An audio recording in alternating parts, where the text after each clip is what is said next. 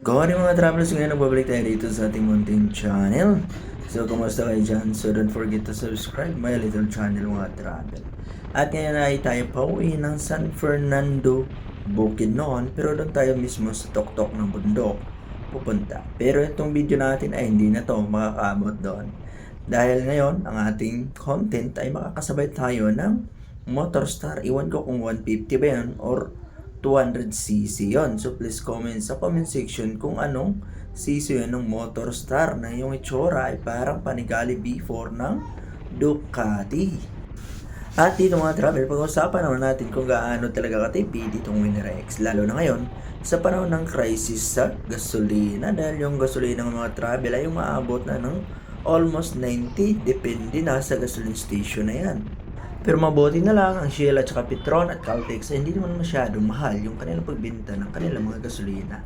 Pero yung iba mga gasoline station, mga travel, siguro ay yun ay nag-aangkat lang sila, ay naging mahal talaga yung kanilang presyuhan. Dahil yung diesel ngayon ay umabot na ng 114 sa Shell at sa ibang mga gasoline station ay 110, at depende na din kung gaano kalayo yung lugar ng gasoline station.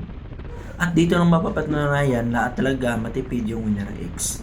Dahil yung una, kailangan natin ng 150 plus ay okay yun. Pero ngayon mga travel, masyadong mahal na. Umabot na ng 200 plus yung ating kailangan ipagas para makapultang tayo. Pero solid naman yung takbuhan, lalo na pag hindi kayo umaabot ng 140 yung takbo mga travel, ay talagang matipid at accurate yung distansya ng per liter na.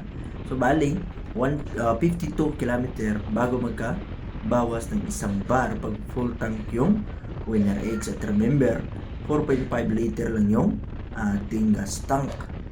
At habang pinaibaybay ko tong mataas na tunda na to, pero huwag kang kumpiyansa dito dahil maraming lubak na to. Dahil dito sa daan na to mga travel ay iwan ko kung anong nangyari na saan napunta yung budget dito. Dahil ngayon, sa panahon ngayon, ay iwan ko na kung anong nangyayari sa ating gobyerno. So may pakialam tayo dahil tayo botante at saka tayo ay nakatira sa Pilipinas, syempre. Pero ngayon mga travel, ayun, tumagos na yung Motorstar na I think 200cc kung hindi ako nagkamali. Please comment sa comment section, yan ang masasabi ko kung ilang cc to.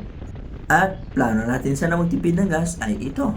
Tayo ay napasabak. Pero dito mga travel ay hindi masyadong malakas yung hatak natin since ito ay 1544 yung gamit natin. So kumbali, wala masyadong hatak itong 1544, promise. Tapos dagdag mo pa yung hangin dito mga travel, napakalakas ng hangin, kaya yun, nahihirapan umabot ng 130 yung takbo natin. Pero ayan, pinipilit natin yumuko na tayo ng konti dito mga travel dahil yung rouser ay yung Motorstar ay naka yuko na yan. Kaya yan, sinabayan lang na natin ang positioning. Pero walang problema yan dahil kailangan natin ibigay yung kaya natin. So kung ito ay 200cc at iwan ko kung ilang o anong setup niya sa kanyang sprocket ay siya na nakakalam. So please, comment sa comment section, bro or boss, kung ikaw ay nakapanood ng ating video. Dahil ito ay nakasabay ko papunta ng San Fernando, doon mismo sa may landmark ng Welcome to San Fernando, Bukidnon. Napakalakas ng kanyang motor, big shout out, malaki pa yung kanyang gulong, pero yan, grabe umarangkada yung mga travel, ang bilis talaga, promise. So dito ay hindi tayo magpapaiwan dahil may garbo tayo, sorry. Biro lang. Bali mga travel dito ay sinasabayan ko lang talaga mga travel. Ayun, tinutuloy-tuloy ko lang yung pagpiga ng ating throttle, pero promise, napaka mahina yung hatak talaga ng 1544. Siguro pag medyo pababa, ayun, may dulo ang may arangkada at saka talaga mabilis yung pagtaas ng RPM. Pero pag ganito mga travel, dagdag mo pa yung malakas na hangin ay mahina talaga yung hatak. Kaya napag-isipan ko na mag 1444 na talaga pag nagpalit ako ng sprocket, dahil lugi ako sa akyatan nitong mga travel, promise, pag nakikita nyo to. Pero dito ay nakakasabay tayo kahit ganyan yung sitwasyon. Ayan, kita nyo na, diba? Grabe, talagang mahataw yung Motorstar, talagang binibigay yung kanyang makakaya. Talagang nakayoko siya mga travel since itong Motorstar ay sports bike to, di ba? So bali nakayoko ka talaga nito, nakasubsob yung katawan mo para sa ganun ay maganda yung aerodynamics. Samantalang ito ating underbone na Winrex ay depende na sa'yo kung pag yumuko ka o hindi, chill lang or ano yung gusto mong position, di ba? So ikaw na yung nakakaalam. At ito ay nasaya naman ako dahil nasubukan ko itong Winrex natin sa Motorstar na to. Ang bilis din talaga. Itong mukha nito mga travel ay para sa Panigale B4 yun. Maliit na version ng Panigale B4. Maganda din yung kanyang mukha pag lalo na pag ito ay na-modify mo ay talagang napakaakas. Pero iwan ko lang yung durability at saka tagal ng kanyang makina. At saka siyempre yung kanyang pyesa. Pero since ito ay Motorstar, mura lang to at madaling hanapan ng pyesa siguro. At saka siyempre familiar na to sa iba. At dito yun, kanina tumalon yung umangat yung puwet ng hiniti ng Motorstar at talagang binibigay yung kanyang kaya mga travel. At tayo naman ay sumasabay lang para siguro ay may content tayo. So mga travel, don't forget to subscribe my little channel again. So salamat pala sa lagi niyong pagpanood kahit minsan lang ako makapag-upload dahil yung ating camera ay minsan may problema talaga. Talaga nagmumoist mga travel. So iwan ko lang kung kailan tayo makabili ng bago, pero gagawin natin yung lahat na balang araw dumating yung point na makabili tayo ng bago. At saka hindi na tayo kailangan mag voice over dahil rekta na agad, cut and upload na, ganun lang, transfer tsaka upload na agad. So dito mga travel, kung napansin nyo ay may visor kung maliit dyan, ay nagmumukha siyang alien. So yung iba ay napapangitan, pero ako para sa akin ito ay maganda dahil since ako naman yung may-ari ng motor to, di ba? So depende na yan sa perspective ng mga tao kung ano yung gusto nila. So kanya-kanya tayo ng trip at kanya-kanya tayo ng pagpaganda sa ating mga motor. So dito pinauna ako ng Motorstar. Kaya ayan, umarangkada ako dito mga ka-travel. So akala ko doon lang siya, hanggang doon lang muna siya, pero hindi pala.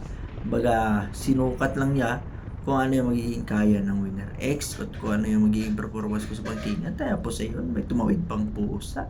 Buti na lang hindi ako dumapa sa lupa. Dahil pag nadapa tayo doon ay yari yan, di ba? So dito ay talagang ni-enjoy ko lang. Tuloy-tuloy lang mga travel at hindi ko inasahan. Yung Motorstar ay ayun, bigla siyang umarangkada dito. Humahaton na talaga sa mga travel. So kita nyo, pansin nyo sa akyatan niya, 1544 na setup. Ganyan ang nangyayari, di ba? Pagdating sa 5th gear talagang nahihirapan. Unlike sa 1444, pag dating ng akyatan tapos nasa 5th gear ay kaya niya sumagad ng 117 or 115 yung pinakamahina o 15 o 105 yung kanyang pinakamahina na talaga. At dito talagang logi ako sa akyatan mga travel. Kaya yung Motorstar ay tinagos tayo na walang kahirap-hirap. At ayun, bumangking na siya mga travel. Ayun, kumimbot pa yung puwet o kumbaga yung rear na gulong niya. Ayan, drive safe lang boss, grabe. Ang mama mo kung bumangking, napakalupit mo. Pero sa ride safe lang palagi, doble ingat lang para sa ganun makauwi tayo ng safety dun sa ating mga bahay at siyempre makarating sa ating pupuntahan. Kaya mga travel ay nahihirapan talaga ako dahil pag baba ako ng 4th gear ay mahina talaga yung maghahatak ng makina. Hindi masyadong mailabas. Pero siguro kailangan ko pang palitan yung air filter nito dahil medyo matagal na at medyo malikabok na din yon. Tapos yung kanyang kadena, sprocket ay may katagalan na yon dahil yung ating motor ay yung kanyang edad ay nasa 2 taon na to. So siguro kailangan na natin magpa-adjust ng palitan yung kadena, yung coolant, yung air filter at iba pa na kailangan natin i-maintain, di ba? So dito ay talagang na-enjoy ko lang dahil nasasaya naman ako. Siyempre, play safe lang tayo dyan, di ba?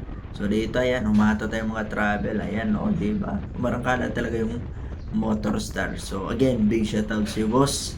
Napakasulit mo magmanhinite sa iyong motor at talagang kabisado mo kung paano mo siya dalhin sa mga cornerin. So hanggang dyan lang siya mga travel. So hanggang sa muli natin pagkikita, boss. At tayo naman ay diretso na tayo dahil may kailangan pa tayong puntahan doon mismo sa halapitan proper ng San Fernando. Pero dito sa daan nila mga travel kailangan nyo talaga mag-iingat dahil yung buhangin, tapos mga bitak sa daan, ay iwan ko ba kung bakit ganito yung nangyayari sa daan nila. Hindi ako hater ng mga politician, pero since tayo motorista nakakadaan sa ganitong daan, ay napapatanong tayo kung bakit ganito, di ba? Yung kondisyon ng daan. Since may budget naman, may tama namang pondo, pero bakit ganito? Para walang pondo, para donation lang yung dating ng daan. Ayan. So, paano mga traveler, sa ating mga susunod na video ay kita-kits tayo. So, sana palagi nyo supportaran yung aking video kahit medyo matagal ako makapag-upload. Dahil tinatamad ako mga travel, tinatamad ako sa hindi naman sa pagkuha ng content, baga yung pag-transfer ng video mula sa GoPro papunta ng cellphone. Dahil yung GoPro ay napakatagal talaga mag-transfer ng files at double kayod at may trabaho pa tayo, kaya ayan, hindi masyado natin mabigyan ng pansin yung ating YouTube channel. Pero salamat pa rin sa inyong pagpanood at sana hindi kayo magsawa kahit ganito yung nangyayari ng aking YouTube channel. So siguro dumating yung panahon na makabawi ako sa inyo at mapadalas na yung pag-upload ko. So paano nga travel, hanggang dito lang muna at dito ko lang muna puputulin yung aking videos. Ride safe sa lahat, ingat palagi po, and God bless.